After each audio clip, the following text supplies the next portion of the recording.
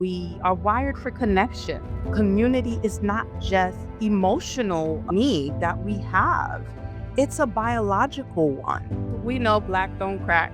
We age like fine wine. All of those things are true when we're looking at it from an outside in, right? But when we look inside, chronic stress deteriorates the body. What helps to heal and what helps to buffer some of that weathering, the wear and tear, is community. That same exact thing that we sometimes shy away from because we either don't know how to identify it or we are too afraid to lean into it. Loneliness is now considered as deadly as smoking 15 cigarettes a day. The U.S. Surgeon General declared it a public health epidemic, and research shows that social isolation increases your risk of dying early by 29%. We live in a world more connected than ever, and Black women are lonelier than we have ever been. Not because we don't have people around us, but because we are the ones holding everyone else together with no one holding us. And what nobody is saying loudly enough is that isolation is not just an emotional experience. It is aging us. It is showing up in our bodies as inflammation, as accelerated stress, as disease. Community is not a luxury. For Black women, it's a longevity strategy. That's why today I'm sitting down with Tacha Fletcher, a licensed clinical social worker and certified clinical trauma professional who has dedicated her practice to helping people heal through connection. She understands what isolation does to the nervous system, to the body, and to how long we live. And today she's here to help us understand it too. We're getting into the science of community, why Black women are uniquely at risk, and what it actually looks like to build the kind of connection that adds years to your life. If this is the kind of conversation that you need in your life, subscribe and follow so you never miss an episode. This is the Lushness Podcast. Let's get into it.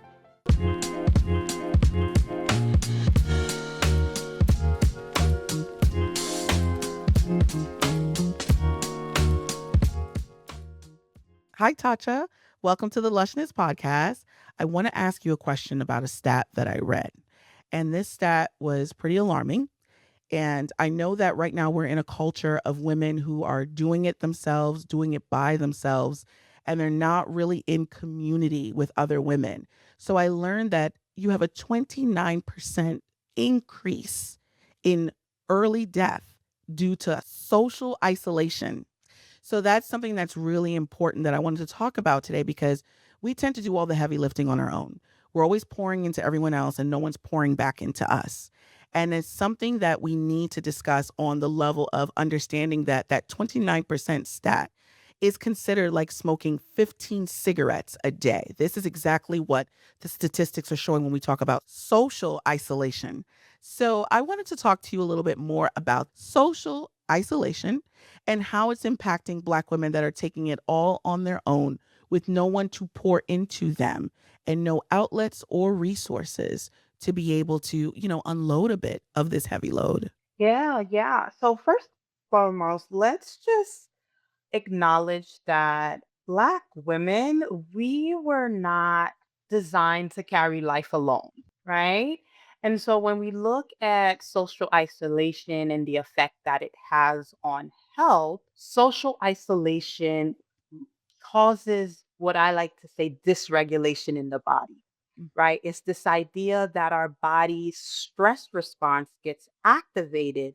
And what that then translates to is that our body is working really hard and is having to produce all of this cortisol, this stress hormone, as a way of protection, right? Mhm. And so when the body is in this chronic state of stress, what happens is things like inflammation, right? Heart disease, mental health and cognitive decline starts to happen. And over time, that's what leads to, again, the shortened lifespan, right?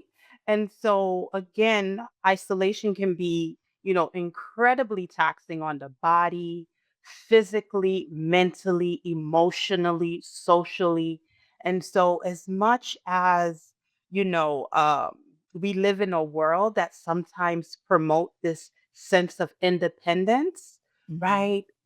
We thrive in connection and community, right? And when we pull away and when we're isolated, that actually causes more harm than good.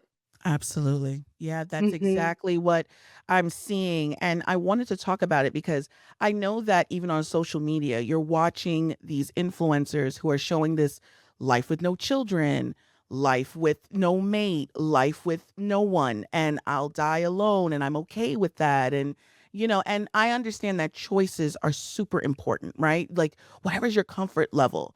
But I tend to believe that we weren't designed to take it all on by ourselves and be Hmm. alone, and I think that some of these women don't talk about the fact that they could possibly have communities surrounding them, sisters, mothers, friends. These are things that we don't talk about, but we glorify this being alone, living alone, not having anyone, not depending on anyone. And I think the narrative can be a little dangerous to our community because community is exactly what we do need. We do thrive on it. Loneliness is real. Isolation is real. It is not okay. So I want to talk a little bit more about that culture that we're starting to see where there's no context in it, where, I do live alone. I've chosen not to have children, which is perfectly fine. Every woman has that choice to choose. Or I will not date men anymore. Perfectly fine if that's what you feel. But what about the women that are forcing this, that actually have real things to work on, and they're being influenced by social media where they don't have the nuance and the context? That's what I want to discuss a little bit more about. Yeah, yeah.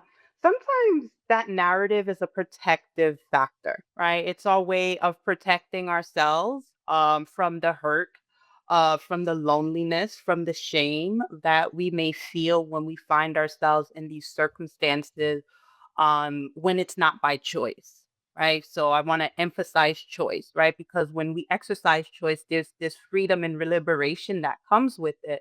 However, what happens when it's not our choice, but the narrative we're telling ourselves is a way of coping and dealing with the discomfort surrounding it, right?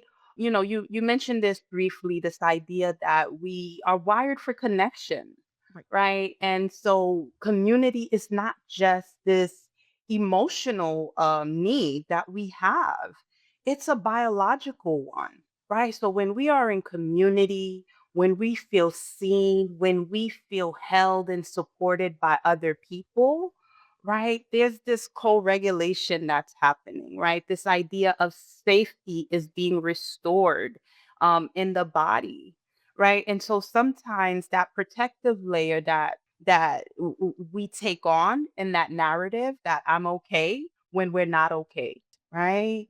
Right. It also requires vulnerability, right? To step into that space to recognize that, hey, I'm not okay. Let me reach out and let me ask for help.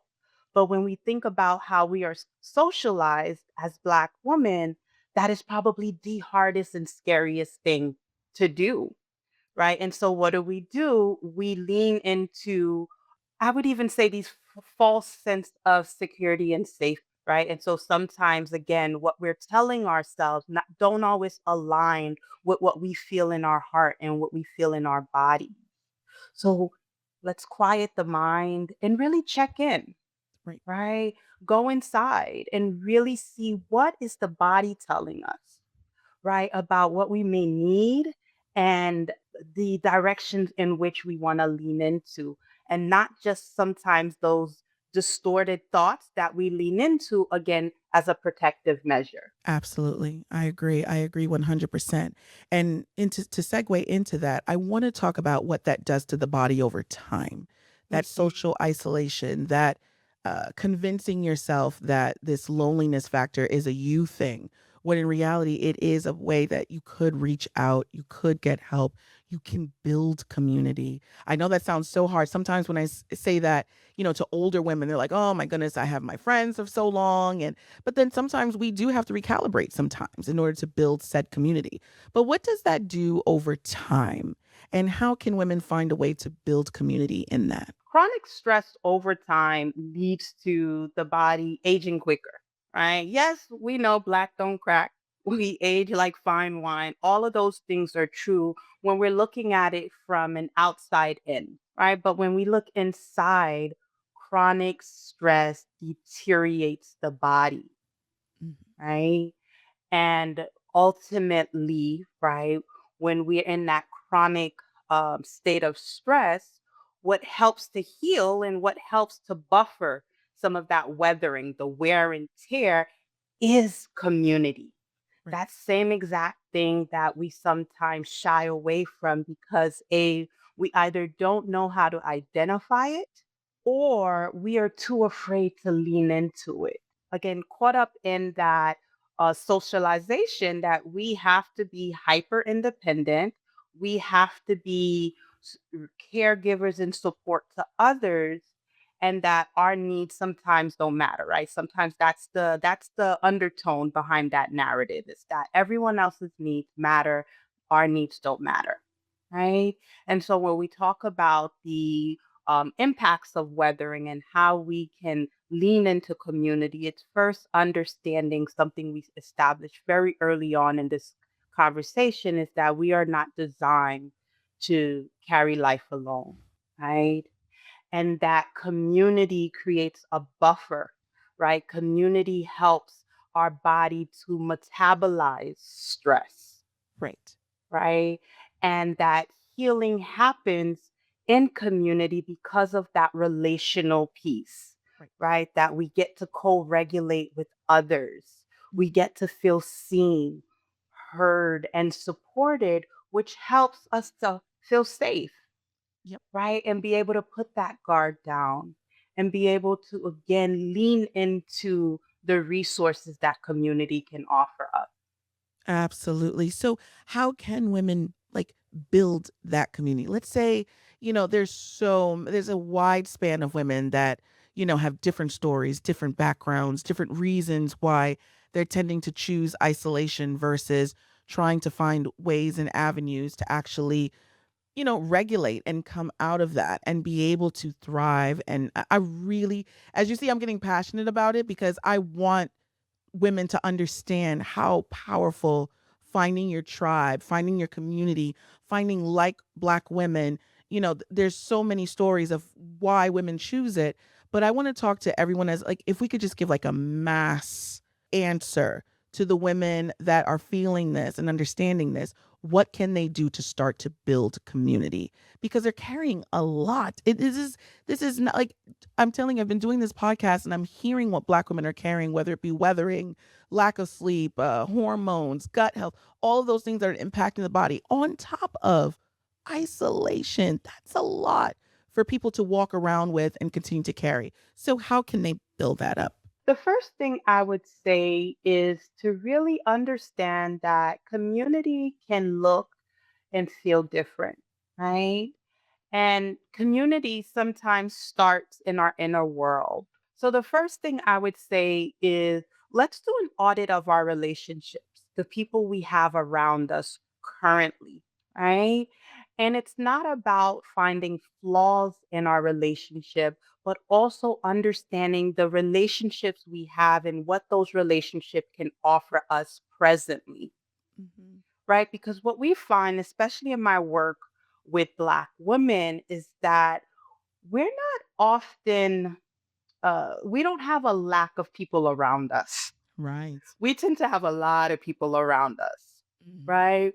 We tend to lack support, right? We don't need more strength, right? What we need is more support, Mm. right? And so by understanding and doing that audit of your relationship, you have an opportunity to look within, see what I already have. How can I lean into that? And then you broaden that and start to look for spaces, people, things that we can turn to, resources that we can lean into to fill that void, that gap, right? Because every relationship is not going to offer you the same thing. So, community is based off of a shared interest. It could be a shared value. It could be, again, a community of people working towards a similar goal, Right. right? So, it's really understanding, is it emotional support, right? Am I looking for spiritual support? Right. right? Am I looking for wisdom and guidance? Right. And so these are different ways that we can start to establish community from within, and then we expand outwards. Right. And the last thing I would say is don't try to chase numbers. This is where quality over quantity, because again, it's not about having tons of people around us, but it's also understanding people who help me feel safe, people I can lean on, right? Not just people who are going to take, but people who are also going to pour into you. That mutual aid. Yes. Yes, you're preaching to me because I'm telling you now, I did an audit in my own life. And that's something, me being personal. I did an audit and I really looked at how many people pulled on Laura. And that was pretty powerful because what I read, which was so funny during the time I was doing said audit, something said that if they love you and they respect you, they rise to the boundary. If they do Mhm. not, they fall away. And that's exactly what happened. And I think that that is something that we should really look at because, and again, a consistency through this all, everyone says conduct audits. Audits are one of the most powerful things you can do in your life to really weigh out how did that person make you feel in that moment? Does this person deserve my energy, my time? I rather be alone than deal with the stress of said relationship or person. These are the audits that we need to conduct. And you really said that and it meant a lot because I did one myself. And I realized that the more I go, the more that God reveals a path to me in my life. And the more that I see the direction I'm going in, I'm realizing certain people don't fit certain seasons. And the Yeah. stress melted away having to deal with the phone calls, the erratic behaviors, the just dealing with all of that. And these are people that you love. This could even be family. And we don't talk about that. Sometimes you even choose, you know what, I'd rather not deal, but you pour more into those relationships that feed you back. And I learned that. Now I have a group of women around me that I adore. I will do anything for. I don't have to question whether I'm going to do something for them or not because they've already proven to me that they belong in my life, you know? And so I think Mhm. that audit was super powerful, like you said. And that's why I wanted to, hone in on that and even make myself vulnerable within this to let you know that I had to do the same thing. Doesn't matter how much money you make, it doesn't matter where you live, it doesn't always Yeah. strive for a better community around yourself if you can, So Yeah. that was really great. So the thing that I also wanted to say, you can give some quick tips on where are great places to meet people, build community. Where's great places to find like-minded women?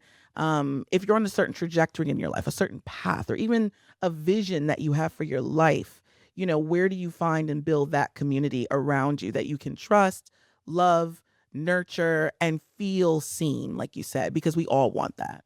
The short answer is everywhere.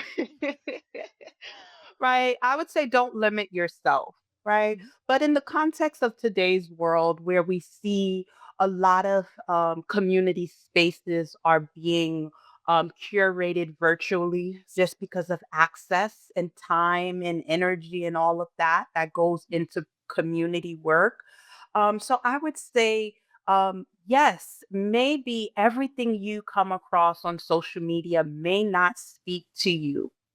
And not everything we see on social media is going to offer safety, peace, and connection. However, there are many places, whether it's online forum groups or Facebook groups, or even just again intimate spaces that can be found online. Obviously, in-person connection, if me personally is my preference because again, that opportunity to see people, right? I think as a result of the pandemic, sometimes we forget the power in just eye contact, Right. right? Right. Just hearing someone's voice, right? And that opportunity, again, that co-regulation that happens when we are in spaces together.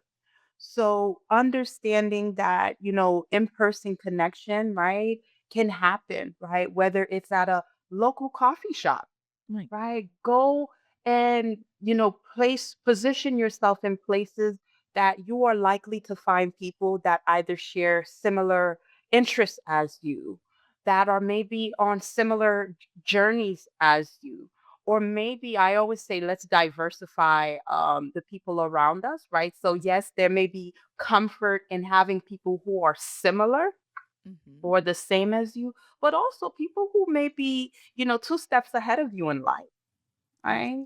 Or Yes. maybe people who are two steps behind you. Hmm. Right. So again, you can find community spaces online. You can find community spaces in person, your local church, your local community center. Maybe it's your local cafe.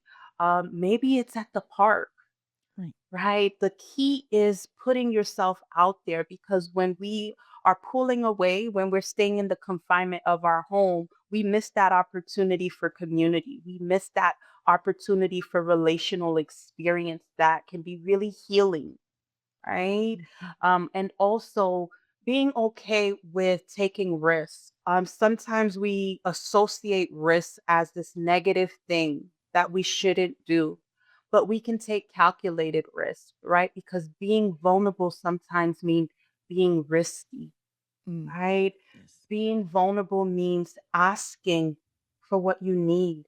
Hey, I'm looking for someone to connect with, Right. and understanding that a no doesn't mean you're not deserving of that. Right. Perceived rejection doesn't mean that we shouldn't take a step forward, Yes. right? And so that's the risk we take when we are looking to build community. You said something pretty strong there, and I know that a lot of women deal with rejection. Rejection is one of the number one things I know is a reason that keeps us continuously not trying to build community, to isolate ourselves. Rejection that can stem from even like being a child. Like from the rejection is something that sometimes follows us all the way into adulthood.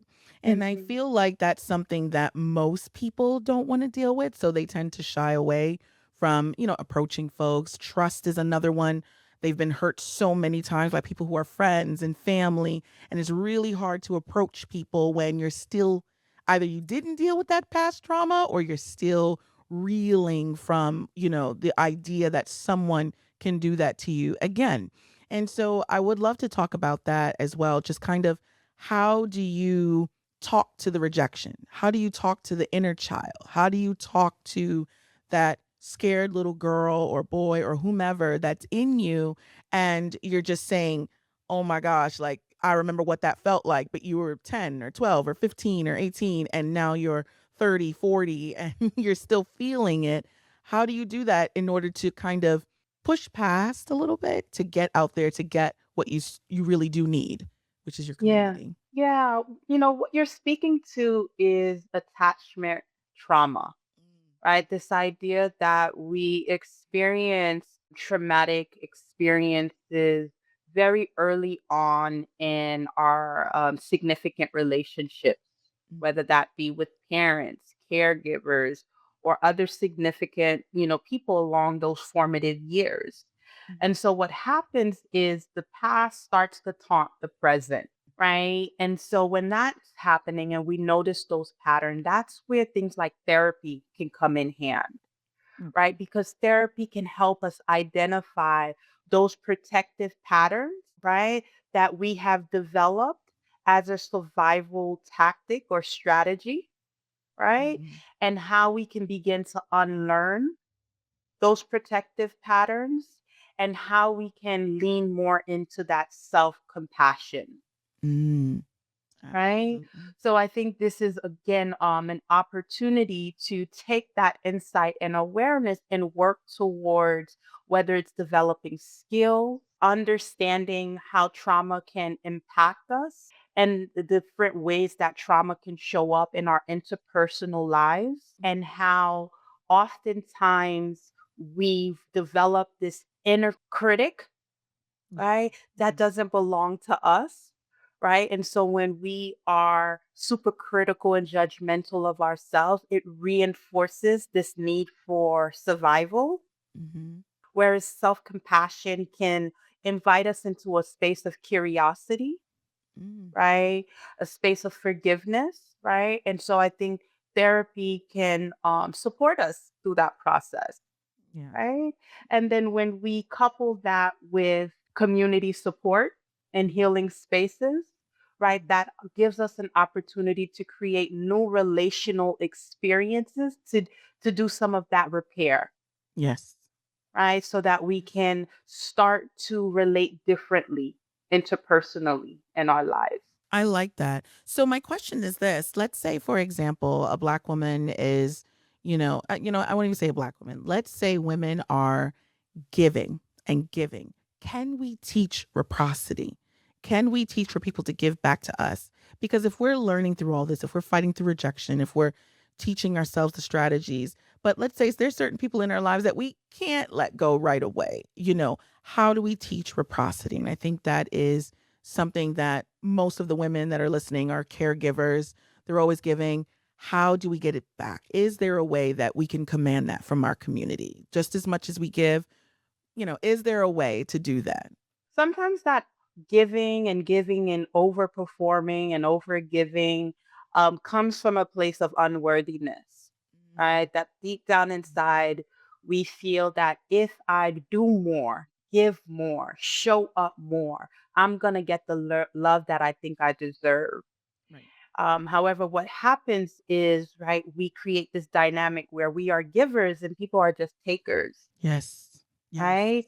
And Absolutely. so it starts with a understanding that your worth isn't defined by how much you do and give others. And you deserve the same love, energy that you put into the world. So I would say first set that boundary with yourself and that understanding with yourself that in order to attract healthy, balanced, reciprocal relationships and connection, it has to start with that relationship with self.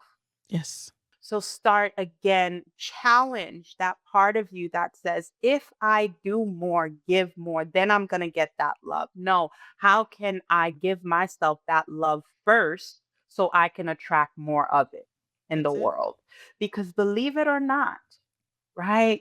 People will treat us the way we show them that we treat ourselves. We model that for people, whether it's consciously or subconsciously, right? So when people may be overstepping that boundary or make people expecting more of us, Mhm. expecting us to constantly be there, constantly to do for them, right? We have to take a moment and ask ourselves, what am I modeling for others? Yes. Yes. Absolutely. So definitely there is, and it's not about placing blame or the onus on Black women, right? But it's also understanding that sometimes the love we seek externally, right, will mirror how we feel about ourselves internally.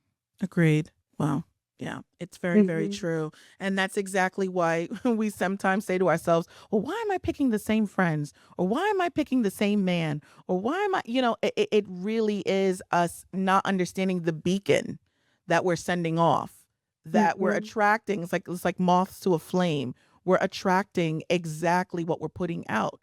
And it's our internal. So you're right. Once we work on the inside and then we're putting that out, you start to attract I always say light attracts light. I Yeah. always say that. And I think that if you put yourself out there in a sense where you are working on healing and you are healing, and anyone that comes along and diverts you from said healing, you already automatically that's a red flag. And that is something I feel as women we don't pay attention to.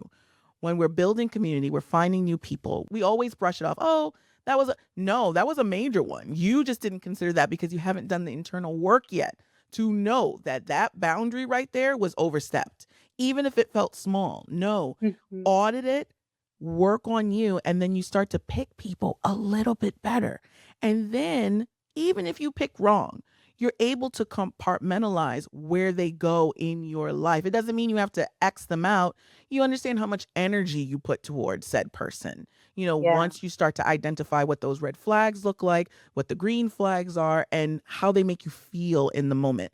I always say that, like whether it to be my girlfriends, my sisters, anyone. How did you feel in that moment? Did you feel like it was wrong? If it felt Yeah. wrong to you, it was wrong.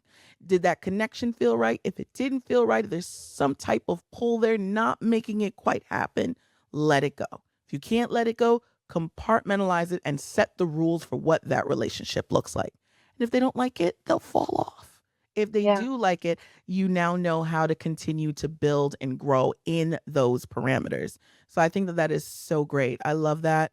You are saying the things that I know that people need to hear and get a reminder, from time to time, especially with the world being so hard right now and everyone trying to figure out where their place is and what brings them peace. I think the people in the community around you is a very big factor. So that's why this conversation is so powerful and important. My last question to you is liberation and longevity. How would you say that those two things combined are something that moving forward, every woman that has listened to this podcast or man, whomever, listening to this podcast is able to put those two dots together and move forward with their life, always remembering this one thing between liberation and longevity? What would that be? Yeah. So liberation is, I'd like to think of it as like freedom from overperforming, overgiving, really freeing yourself from some of those protective patterns and ways of behaving that can sometimes be a byproduct of survival, right? It's a byproduct of relational traumas, right? That keeps us kind of stuck in that survival state. And so we're constantly trying to survive as opposed to uh, thriving, Yes. right? And so liberation is also about leaning into rest, leaning into authenticity, right? Leaning into things that help the body feel safe, things that helps the body feel calm, Hmm. and again regulate the body so that we can think, feel in alignment, right? So when we talk about that mind body connection, right? So to bring it back to stress for a moment, right? Stress impacts the way we think, the way we feel, the way we behave, Right. right? And so when we lean into rest, when we lean into our authentic selves, right, it gives us an opportunity to release and reduce that stress so that we can be in that full mind, body, spirit alignment, right? So liberation again allows for that to happen. And, longevity is not just about, what we eat, what we do, but it's also how we lean into the things that, again, restore safety in the body, right? So I talk about the body all the time because the body is so important. Yes. And it's so easy to disregard what our body is telling us when the thoughts that we may be having are so pronounced, so profound, right? So liberation is leaning into the things that really helps us to connect with the body, right? And really help us to lean towards things that help us to restore and feel safe from within outward. Perfect. Thank you so much. I appreciate you coming on, Tacha, and talking to us about this because it's really powerful and important. And I really chose this topic because of not only the trends, but even the statistics. I mean, I do not smoke 15 cigarettes a day, nor do I want my body to feel like it smoked 15 cigarettes a day. And even that being a public health crisis, it's scary. And I want Black women to understand that we were meant for community. Ancestrally, we've been community from day one. And I don't think we should give that up because of trends, because of what we think is, just kind of the moment. No, we really always have to stick to our roots. What may work for Mhm. other demographics does not work for us. And we have to always keep that in mind. So, once again, thank you so much. I appreciate you being here. Absolutely. And thank you for creating this space and this platform for us to have this conversation, right? Because again, community is medicine. And I love what you said, this idea of bringing us back to our roots, Yes. right? So it all starts with community. Thank you. You're welcome.